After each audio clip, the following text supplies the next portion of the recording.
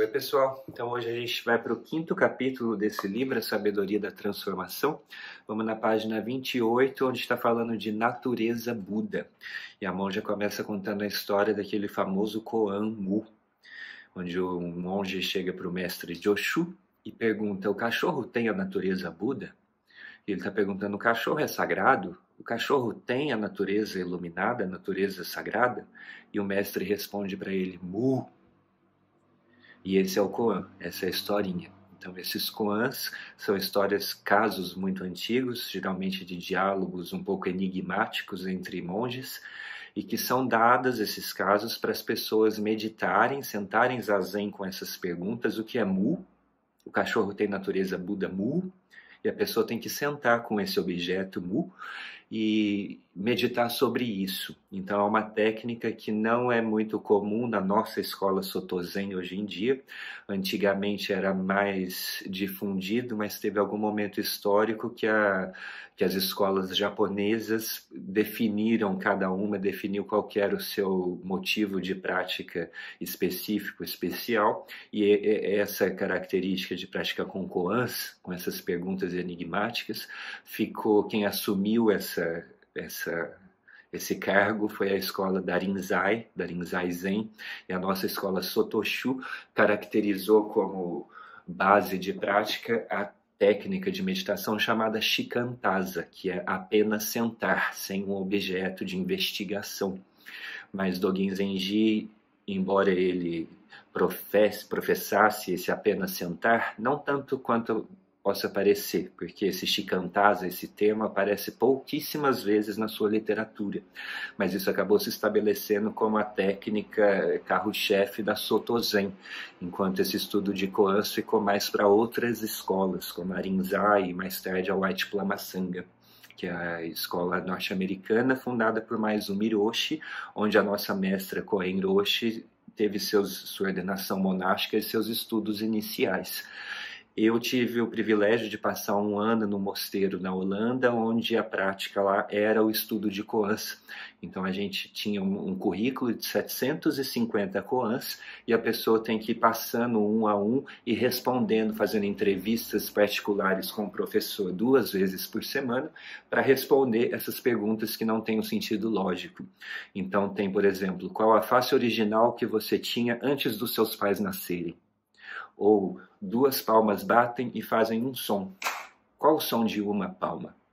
Mas desses koans, desses enigmas, o mais conhecido, que é o caso número 1 de uma coleção grande de koans que chama Mumonkan, que é o portal sem portas do Zen, é esse koan Mu. Ou seja, o cachorro tem a natureza Buda e o mestre diz Mu, que não é uma questão de ter ou não ter essa natureza Buda, mas no budismo a gente fala que tudo que existe é essa natureza Buda, é esse sagrado manifesto. Não se trata de ter uma coisa separada dentro, fora, acima, abaixo, não é uma coisa que interpenetra os fenômenos, mas os fenômenos em si mesmos, assim como eles são a natureza Buda manifesta.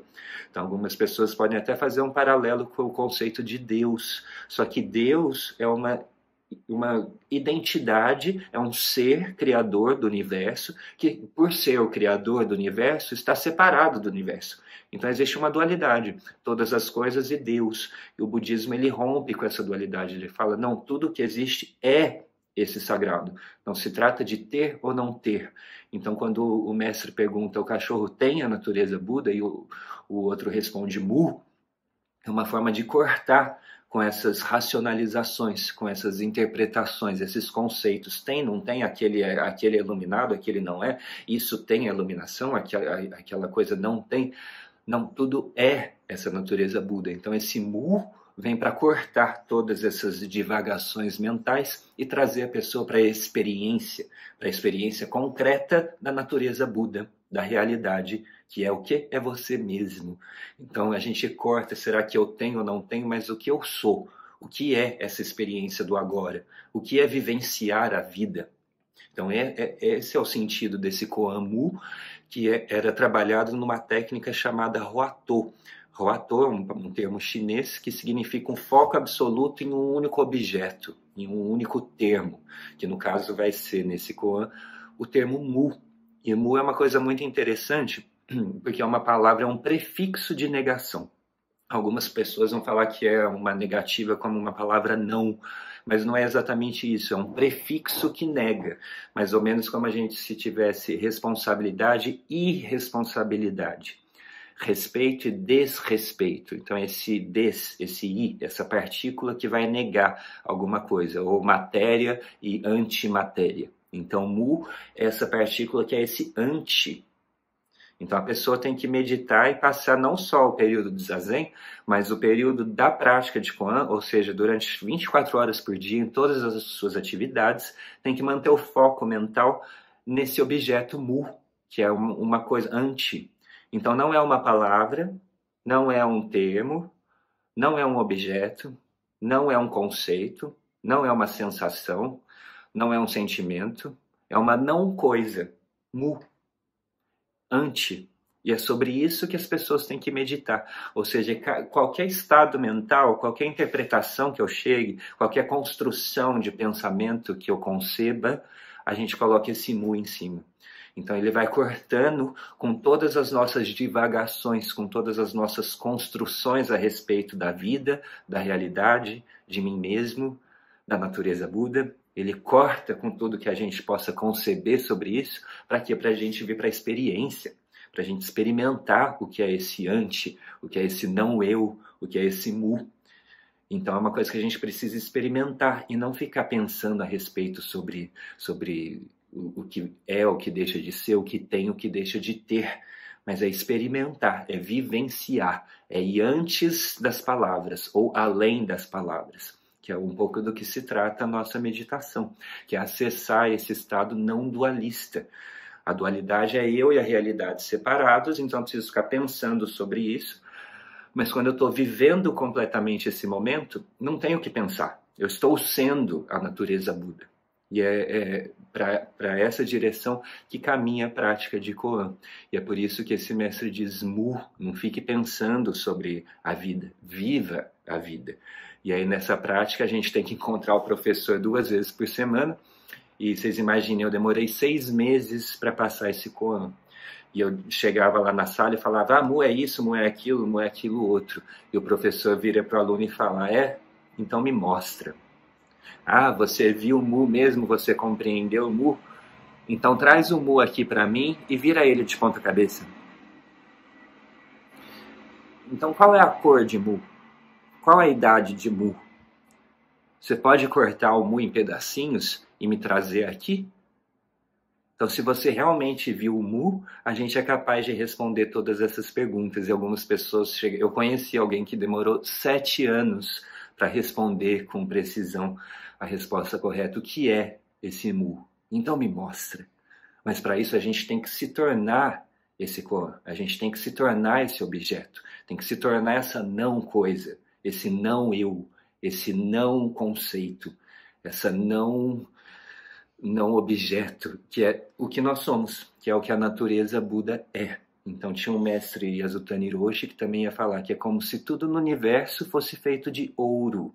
A substância básica de todos os fenômenos é como se fosse ouro. Mas o imprint que vai se dando a cada coisa, ou seja, o karma que vai sendo criado, as marcas que vão sendo impressas sobre essa matéria vazia de características, vai determinar que isso é um livro e isso é uma caneta. Mas no fim o livro é composto de infinitas coisas que são não livro. Um papel, uma folha de papel é feita de árvore, de seiva, de sol, de água, de ar, de moléculas, de coisas que são não papel. Então tudo que existe é composto de outras coisas. E quando a gente vai ver a substância última, é isso que a gente vai chamar natureza Buda. E Dogen Zenji ele fala, a natureza Buda ela é vazia. É vazia de características, é vazia de ter marcas próprias, e por isso mesmo ela assume todas as formas.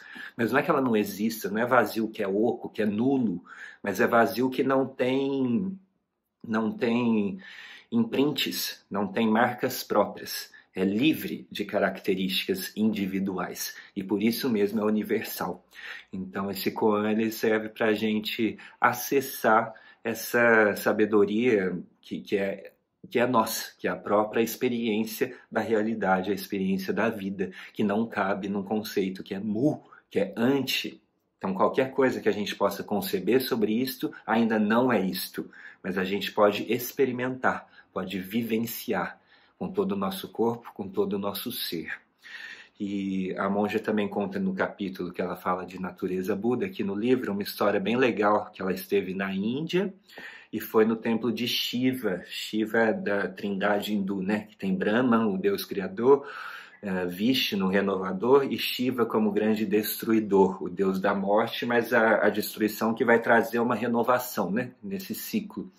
E até então ela estava se sentindo muito separada, muito estrangeira, mas quando ela vai nesse templo de Shiva, eles pintam o olho de Shiva aqui na testa dela, o símbolo, né, que é como se fosse um tridente, e a partir de então ela é acolhida por todos os indianos como uma sadhu, uma renunciante, uma monja, pertencente à cultura ali da Índia, né? E no mesmo dia que ela teve no templo de Shiva, ela vai no rio Ganges e vê um cachorro, de novo voltamos aqui para o cachorro ter ou não ter a natureza Buda, mas ela vê um cachorro comendo um cadáver de uma criança.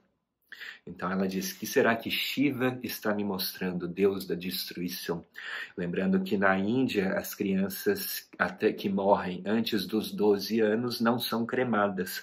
O corpinho delas é jogado no rio Ganges, amarrado a uma pedra. E ele vai ficar ali boiando, vai ser comido por bichos, por peixes, por cachorros, ao lado de pessoas que estão lavando roupa, de missas que estão sendo feitas, cremações ali na beira do rio. E vocês imaginem como isso é na Índia, né? E o cachorro, por isso que esse monge vai perguntar, o cachorro é sagrado? O cachorro que come cadáver?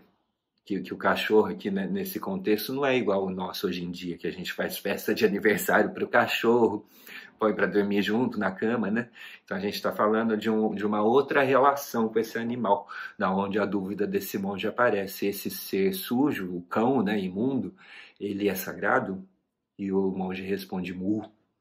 Ou seja, pare de separar. Tudo que existe é digno do nosso respeito, da nossa consideração. Tudo que existe é mágico. Toda a vida, cada átomo vibrando para que se manifeste é uma coisa mágica, é uma coisa que não é óbvia, que para existir deu trabalho, que é uma raridade.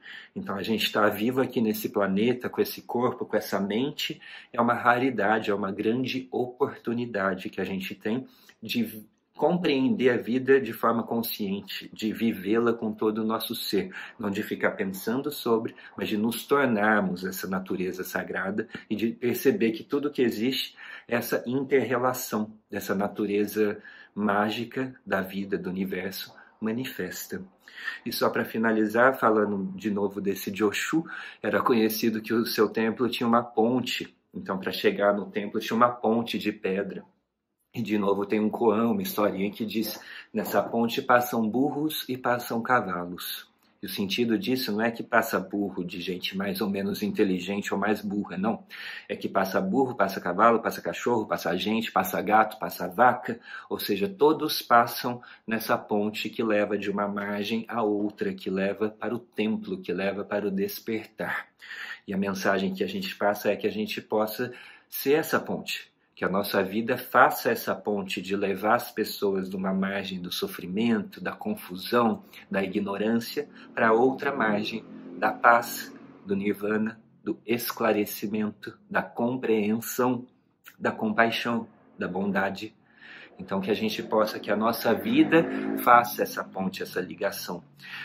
E a Aoyama Roshi, que é a nossa superiora no mosteiro feminino de Nagoya, ela fez um poema maravilhoso sobre isso e eu encerro aqui com eles, porque às vezes a gente começa a achar que a gente está sendo grandes mestres iluminados e fazendo essa ponte, né? E o que essa grande mestra, que hoje tem 90 anos de idade, diz é: eu gostaria de ser essa ponte, mas eu me dou conta que eu estou sendo ajudado a atravessá-la.